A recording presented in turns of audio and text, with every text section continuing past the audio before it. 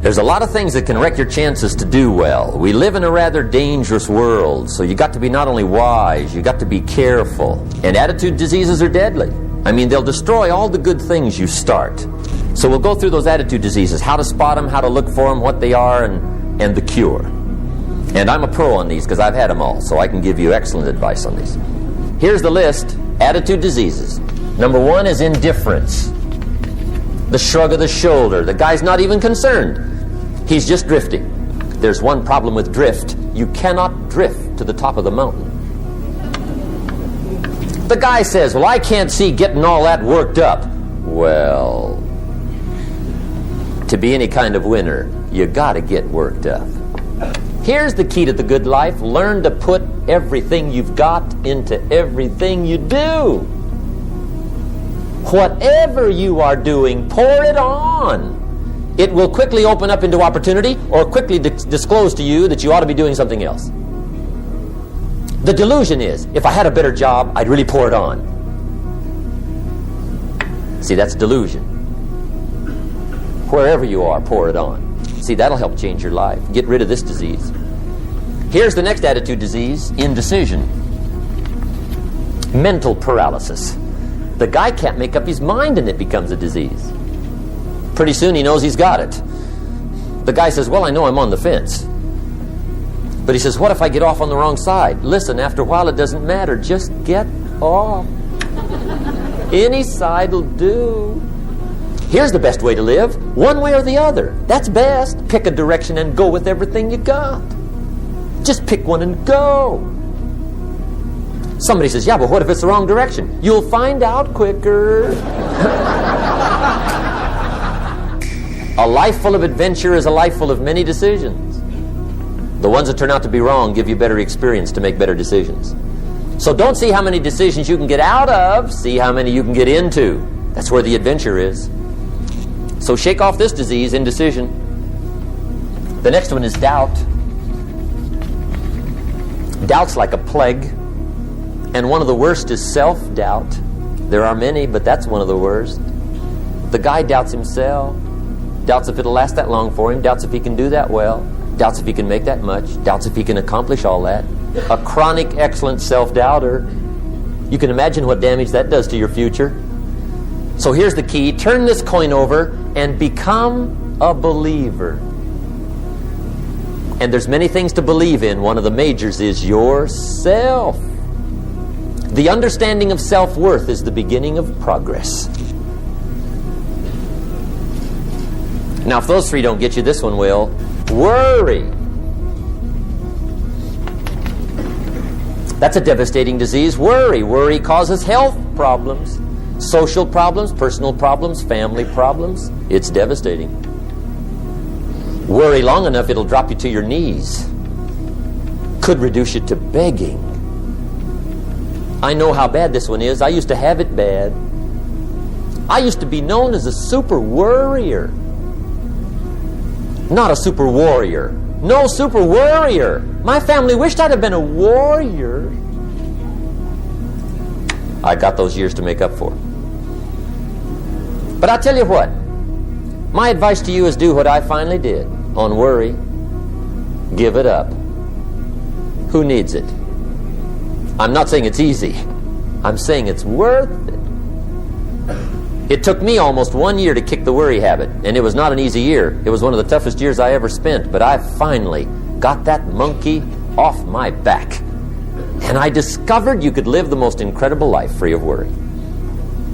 Not free of challenge, not free of difficulty, free of worry. I learned how to do it, and you can. Here's the next attitude disease. Over-caution. Some people never will have much. They're too cautious. Now, you can also be too reckless, but you can also be too cautious. This is called the timid approach to life. And my caution was always the risk. Risk used to drive me right up the wall. I used to say, what if this happens? It's called the language of the poor. What if this happens? And on top of that, if this was to happen, look at the fix I'd be in. I better not try. I could always ace myself out. Then I'll tell you what changed my whole life when I finally discovered it's all risky. The minute you were born, it got risky. If you think trying is risky, wait till they hand you the bill for not trying. If you think investing is risky, wait till you get the tab for not investing. See, it's all risky. Getting married is risky. Having children is risky. Going into business is risky. Investing your money is risky. It's all risky. I'll tell you how risky life is. You're not going to get out alive. That's risky. The Englishman says, well, if that's the way it's going to work out, let's give it a go. Right, that's what it's for. Give it a go. Somebody says, yeah, but I'm looking for safety and security. Fine, then huddle in a corner. We'll cover you with a sheet, bring you 3 meals a day. And we'll protect you, feed you, look after you, care for you. We won't let anything happen to you. And you'll probably live to be 100. The guy said, well, yeah, I'd live to be 100. But what a way to live. Right. What a way to live, safe and secure. Don't ask for security. Ask for adventure. Better to live 30 years full of adventure than 100 years safe in the corner. Here's the next attitude disease. We're almost through with this motley list. In fact, we're almost through. Hang on. The next one is pessimism. Pessimism, the deadly disease of always looking on the bad side, the problem side, the difficult side, checking all the reasons why it can't be done. The poor pessimist leads an ugly life. He doesn't try to figure out what's right. He tries to figure out what's wrong. He doesn't look for virtue. He looks for faults. And when he finds them, he's delighted. How ugly. This is the poor guy who looks through the window, doesn't see the sunset. He sees the specks on the window.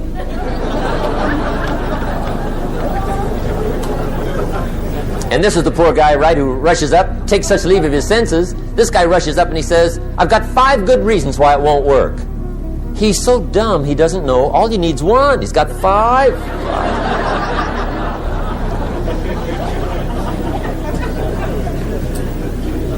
To the pessimist, the glass is always half empty.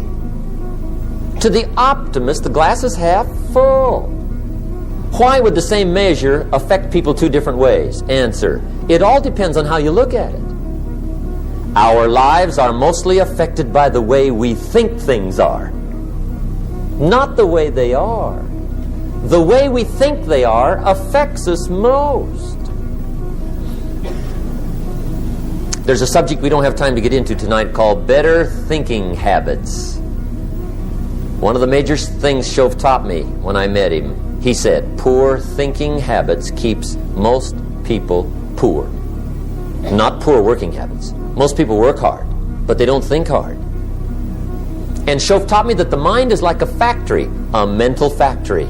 And whatever you think about all day long pours ingredients into this mental factory.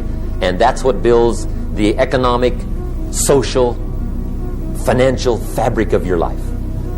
As you think, so you become. How awesome. When he talked about poor thinking habits, he had me.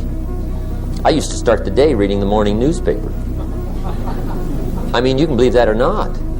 I'd get a cup of coffee and read the paper. I'd load up on wars and riots and murders and stabbings and killings and bank robberies and muggings and car wrecks and tragedies. I'd even read the back pages. I seem to like that stuff for some weird reason. I'd load up on all that, and then I'd start the day. You can imagine the kind of days I used to have. You walk around on your financial knees. They call you economic peewee. The guy says, I want to be a great leader. Wonderful. The first thing we do is follow him to his house. When we get there, we walk in and check his library, number 1. Somebody says, well, why check his library?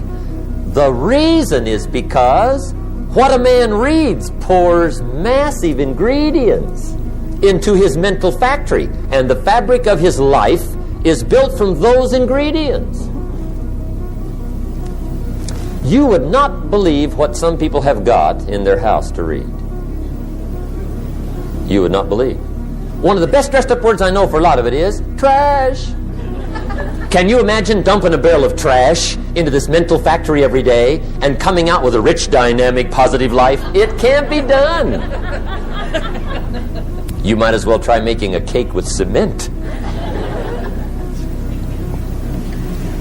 The kids back in Danbury, Connecticut, high school, they're asking me questions one day. I'm talking to the kids. Kids got good questions these days. One of them said to me, Mr. Rohn, how do you build the good life? I said, it's simple. It's not easy, but it's simple. Here's how you build anything. Select the right ingredients, keep out the wrong ingredients, and it starts with thought. Everything starts with thought. So you must be wise and careful what you think about, because that starts everything. I asked the kids, what would happen if somebody dropped sugar in my coffee? They said, well, you'd be okay. I said, what if somebody dropped strychnine in my coffee? They said, well, you'd be dead. I said, correct. Lesson 1. Life is both sugar and strychnine. You gotta be careful. I said, what if my worst enemy drops in the sugar? They said, will you be okay?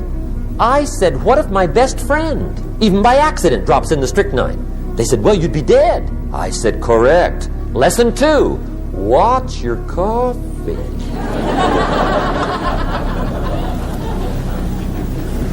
You got to be careful. See, it doesn't matter who hands you the bad stuff.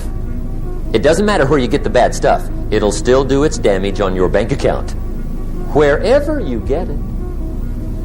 Mr. Schoaf gave me one of the greatest phrases when I first met him, when he said, Jim, every day stand guard at the door of your mind. How important. Stand guard at the door of your mind. And you decide what goes into your mental factory. Don't let anybody just dump anything they want to in your mental factory, because you've got to live with the results. Okay, here's the last disease, and we're through with this list. The last subject is very brief. The last disease, but this one is deadly. Engage in this one, indulge in it even slightly, and you might as well forget the future, because it's going to forget you. Complaining, crying, whining, griping. A Bible word called murmuring. See, that'll ace your future. Spend 5 minutes complaining, and you have wasted 5. And you may have begun what's known as economic cancer of the bone. Surely they will soon haul you off into a financial desert, and there let you choke on the dust of your own regret. I hope I said that well, so you won't forget. It's a deadly disease. Just be on the lookout of the things that can destroy all the good you start. The war is on.